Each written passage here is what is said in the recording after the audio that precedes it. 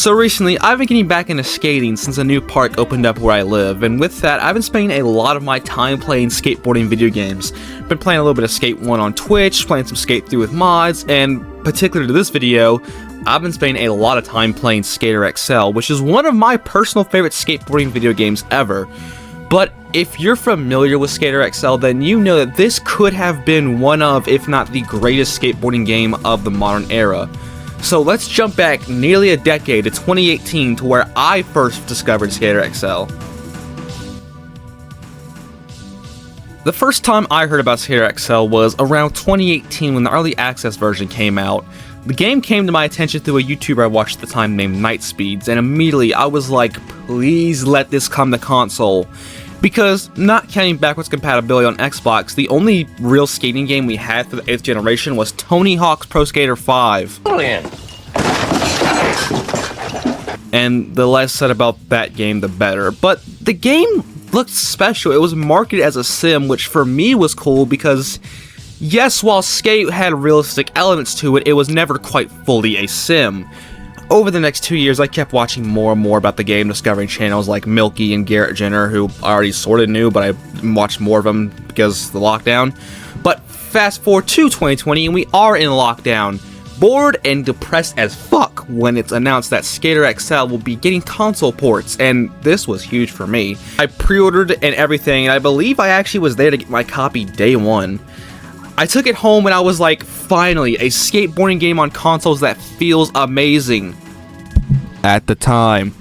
And I played the fuck out of it, okay? What you are looking at on screen now is my shoot old console montages. But the cool thing about XL was that it used both joysticks rather than just copy what Skate did. XL also does something that was pretty impressive. Both joysticks represent your front and back foot, and the board is all physics-based. So your kickflip will look different every single time, which, to my 13-year-old self, was amazing. At launch, the game came with 5 maps: Easy Day High School, Downtown LA, the Big Ramp, Cali Skate Park, and West LA Courthouse, which was the original map in the early access. That was interesting to me. Being used to Skate with its one big open world, having different maps was different, and yes, I know Tony Hawk kinda has the same concept, it's a little bit different. And also the pin dropper. There was, and still is to this day, no getting off your board without modding the game, and I'll give it props, the pin dropper is convenient. It also came with, and still has, 4 real pro skaters, which is somehow more than I can say than the new Skate. Oh, I forgot to mention when I originally wrote this, but it also had 3 community maps built in that came from the modding scene. But there was a bit of a problem with the console port.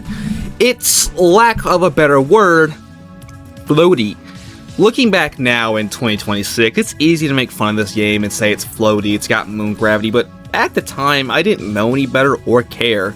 But in the back of my mind, I knew when I watched Nightspeeds or Milky's videos and saw their modded PC game, I was like, damn, I want that. Arguably, the most important mod for the foundation of XL is the stats menu or XXL mod made by Dog Vinci. This is what makes the game more realistic and has customizable sliders, and us console players really wanted that. In fact, we begged for it. And in December of 2020, we finally got a big update to Skater XL, and it was not a stats menu. Instead, we got the mod browser, except it was pretty neutered. See, I was sort of expecting, oh wow, we just have mod.io, I can get DCs? When in actuality, it was just hand-picked mods from a bunch of fake skate brands. But with that, we also got some new community maps, which was a game changer.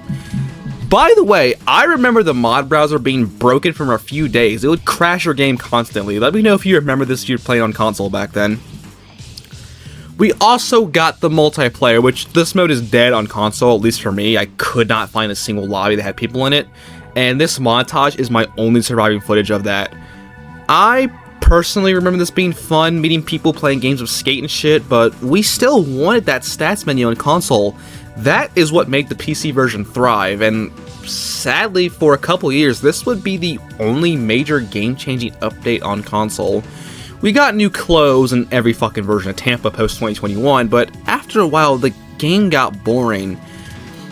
After a while, I did go ahead and purchase the Steam version. I didn't quite have a PC yet. I had a shitty laptop that wasn't exactly made for gaming, but this is what I made work, and this is how I got my foot into the door with mods. And this is where I really fell in love with the game. Finally, I can play the game as realistic as I want. I can have modded clothes. I can finally get Tiago's pants, which, yes, that was actually something a lot of people wanted on console back then. It didn't run great, obviously. I had to play it in 720p and lower when in replay mode, but I still made so many montages and videos on it, and I put so much time into this. Eventually, in 2023, I got my first legit gaming PC, which is still the PC I have to this day. Just to play Skater XL, actually, funny enough, and for videos, but now I can finally enjoy the game as intended. And this was around the time where it became clear to me and a lot of people that this game was just sort of being abandoned by the devs. If you remember, there was actually a petition for a stats menu to come to the base game that I and many others signed. I don't know if it ever hit its full sign-up goal, I can't remember, but even with that, we still never got the stats menu, but we maybe could have. In late 2022, the Skater XL YouTube channel dropped this trailer.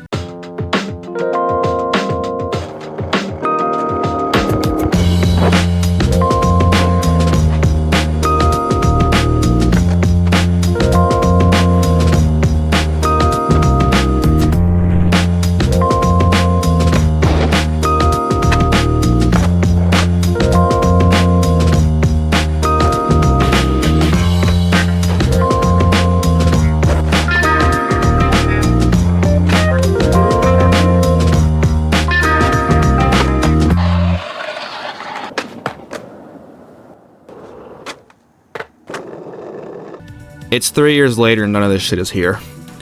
We did get the grabs update that I never actually used because I stuck to the alpha version on PC so my mods worked, but after this we never really got another major update. Easy Day has abandoned this game for lack of a better term. To me, XL will always be a community-driven game, and that's okay.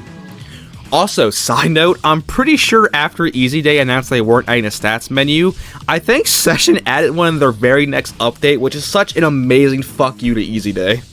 But that's why I mainly tell people, if you have a console and you don't play the new Skate, get Session. The devs still support it, and despite its more difficult nature, it's a damn good game. Just know that some of the challenges are bullshit and don't work. And if you have a PC, get XL, or both if you really love skateboarding simulation games like I do. The PC version of XL is honestly one of my favorite games ever made. At the time of making this video, I have over 500 hours logged, and I'm sure I'll log hundreds more in the coming years. I won't talk about every single mod there is. There are plenty of other videos made by guys like Milky and other people that explain it better than I can, but it's amazing what the community has done with this game. I mentioned the XXL mod that gives you full control of the game's stats, but we also have the deck effect, which lets you customize the shape of your board and lets you get rid of that small-ass popsicle board. XL graphics. This has all your fisheye presets. You can also customize the in-game camera, which I never noticed how bad the default camera is until I went back and played the console version for this video, which I will get to in a second. And we also have some cosmetic stuff like the XL gear modifier. This lets you play as characters too, like I'm playing as Rob Dyrdek on the Skate 2 map and Skater XL. Or you can play as Bam Margera thanks to Curb Dog. I will leave a link to his Discord because that dude makes amazing fucking mods. But for fun, I decided to go back and check out the console version and see what's new, and play the new Tampa map since they don't work on the new XL version, and holy shit, this feels fucking terrible. I don't remember vanilla feeling this clunky and slow. I mean, yes, I've been playing a modded version of the game for the past 4 years or so, but damn, this was like so weird and alien to come back to. I do wonder at times what that 2023 update would have done for the game. I still love and care about this game. I'm not that big into the new Skate. It's fun to play, but I would rather play 3 or XL. And Session.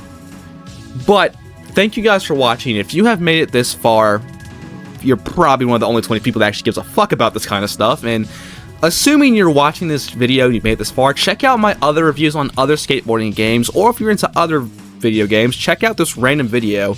I haven't decided what yet, obviously, but thank you for watching. I'll see you guys in the next one.